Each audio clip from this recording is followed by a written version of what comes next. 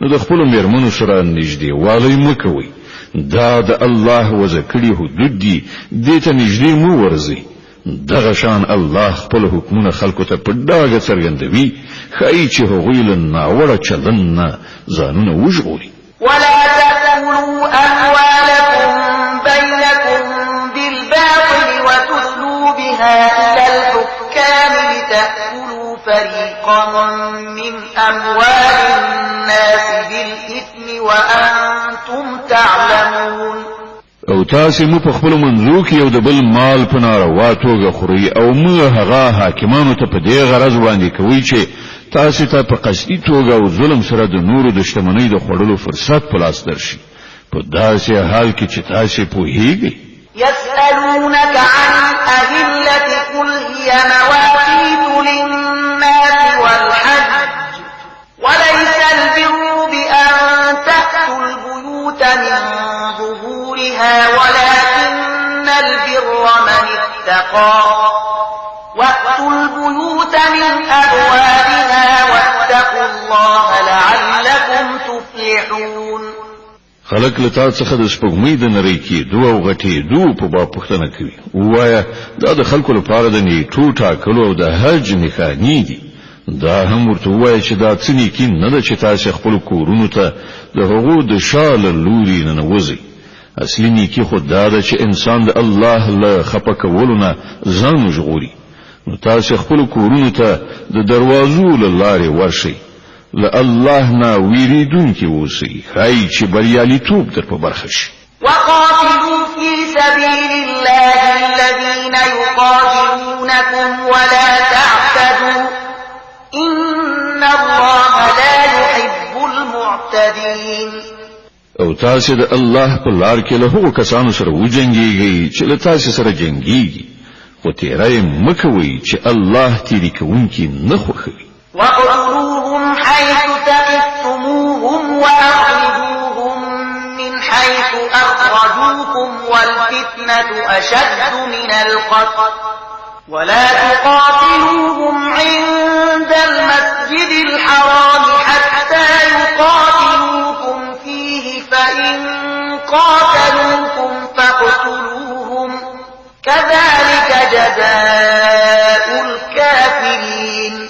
فَإِن انتهوا فَإِنَّ اللَّهَ غَفُورٌ رَّحِيمٌ له هغو سره وجنګیږي هر چیرته چې ورسره مخامخ شي هغوی وباسي لکوم ځای چې هغو تاسو استلی زکه که وجل هر څومره بد عمل ده خو فتنه له هغه نه هم ډیره بد ده او مسجد حرام ته نږدې چې ترڅو پورې هغوی له تاسو سره نوی جنگیدلی تاسو هم ورسره مجنګیږي او ترڅو پورې چې هغو هلته له جنگیدونه لاس نوی اخیسته نو تاسو هم بیل کوم اندېښنې هغوی ووجنئ چې د داسې کافرانو هم دا سزا ده بیا که هغوی منشول نو پوهیږي چې الله بخونکی او رحم کوونکی دی وقاتلوهم حتى لا تكون فتنة ويكون الدين لله فإن انتهوا فلا عدوان إلا على الظالمين تاسو له هغو سره جنگیږي تر دې پورې چې فتنه پاتې نشي او دین د الله لپاره شي بیا که هغوی لاس په سر شول نو پوهیږي چې له ظالمانو پرته د بل چا په ضد لاس غزول روان نه دي الشهر الحرام بالشهر الحرام والحرمات قصاص فمن اعتدى عليكم فاعتدوا عليه بمثل ما اعتدى عليكم واتقوا الله واعلموا أن الله مع المتقين د حرام میاشتې بدلا همغه حرام میاشته او د ټولو حرمتونو مراعات به یو شان برابر وي نو که څوک پر تاسو تیرای وکړي تاسو هم په همغه ډول پر هغه تیرای وکړئ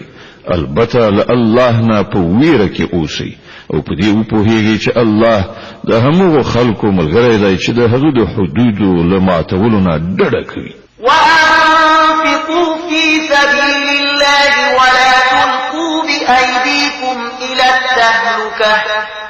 وأحسنوا إن الله يحب المحسنين د الله په لار کې مال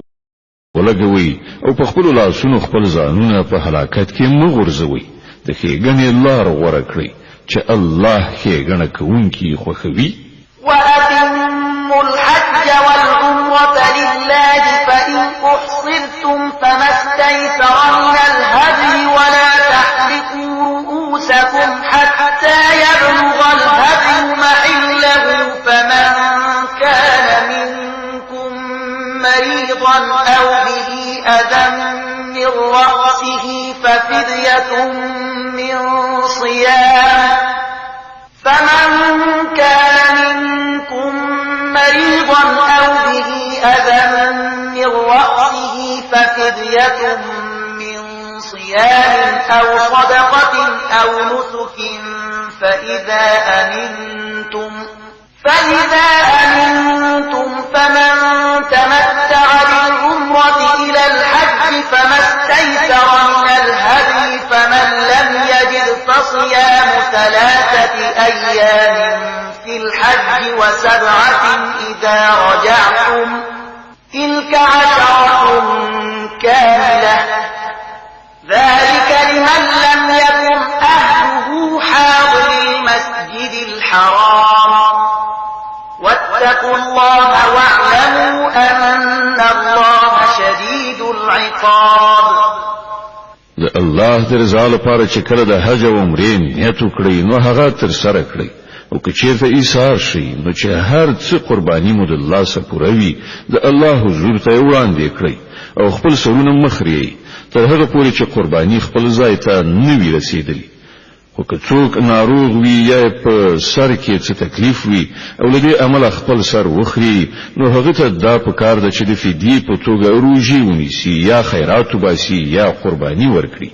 بیا که تاسو ته امنیت په برخه شو او تاسو د حج له ورځو مخکې مکې ته ورسېدئ نو چا چې له تاسو څخه د حج د ورځو لراتلو نه مخکې له عمرې نه ګټه واخیستله هغه د خپل وس په اندازه قرباني وکړي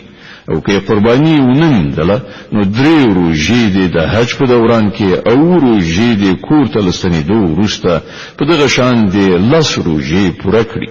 دا آسانتیا د هغه چا لپاره ده چې کور کهول مسجد حرام ته نږدې نه وي. د الله د دې حکمونو له تخلف نه ځان وژغوري او په دې ښه وپوهیږي چې الله ډېر سخت سزا ورکوونکی دی. الحج أشهر معلومات فمن فرض فيهن الحج فلا رفث ولا فسوق ولا جدال في الحج وما تفعلوا من خير يعلمه الله وتزودوا فإن خير الزاد التقوى واتقون يا أولي الألباب. د حج میاشتې ټولو ته څرګندې دي. څوک چې په دې ټاکلو میاشتو کې د حج نیت وکړي هغه باید په دې خبر اوسي چې د حج په دوران کې له هغه څخه څه شهواني عمل څه ناوړه فعل څه جنگ جګړه صادره نشي او تاسو چې څه نیک عمل کوئ الله پرې پوهیږي. د حج د سفر لپاره د لارې توښه د سره واخلئ او تر هر څه ښه د لارې توښه پرهیزګاري ده. نو ای هوښیارانو زما له نافرمانۍ نه ډډه وکړئ. ليس عليكم جناح أن تبتغوا فضلا من ربكم فإذا أفضتم من عرفات فاذكروا الله عند المشعر الحرام واذكروه كما هداكم وإن كنتم من قبله لمن الضالين. او کله حج کولو سره سره تاسو د خپل رب د فضل په لټه کې هم شي نو څه باک نه لري. بیا چې کله له عرفات نه زینو په مشعر الحرام یعنی مزدلفه کې ایثار شي الله یاد کړئ او په هغه شان یاد کړئ چې تاسو ته لارښودنه کړې ده که نه خو له دې نه مخکې تاسو گمراه وئ. ثم أفيضوا من حيث أفاض الناس واستغفروا الله إن الله غفور رحيم. بیا لکم زاینه چې نور ټول خلق را ګرځي له همغه ځای تاسو هم را وګرځي او له الله نه بخنو غواړي په یقیني توګه هغه بخونکی او رحم کوونکی دی. فإذا قضيتم مناسككم